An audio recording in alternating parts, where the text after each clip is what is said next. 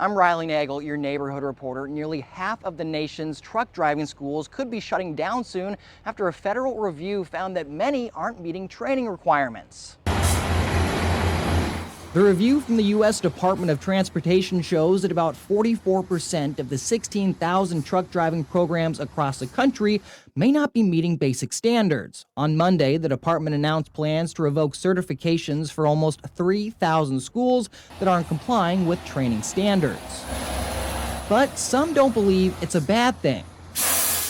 Dave Lout, president of the Bakersfield Trucking Association, says the move is necessary and will filter out programs that cut corners and put unprepared drivers on the road. Make sure they have qualified instructors, make sure they have proper trainings, make sure they have the proper truck. So we like it. I think that's what we're looking for. So we want to make sure like somebody can look at the system. Loud says there are about 10 to 15 local trucking schools. He adds he isn't aware of any schools in Kern County facing shutdown warnings, but several programs, including his own, the Union Truck Driving School, have been notified they will be audited. But we want to make sure they do the proper job. They do proper inquiry, what they're doing. The crackdown on trucking schools is part of the government's push to ensure that all CDL drivers are qualified.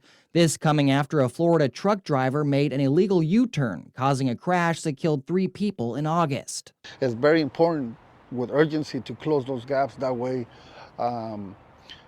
we minimize any deaths on the road due to trucking. Jorge Alcala, a CDL instructor for the Union Truck Driving School, agrees that holding programs accountable for their standards will lead to safer roads. You know, because it's always good to weed out the bad from the good. Alcala and Lout aren't worried about the trucking industry being impacted, but understand it might be difficult for some schools to meet the training requirements. I think any school could turn it around given the proper time and guidance.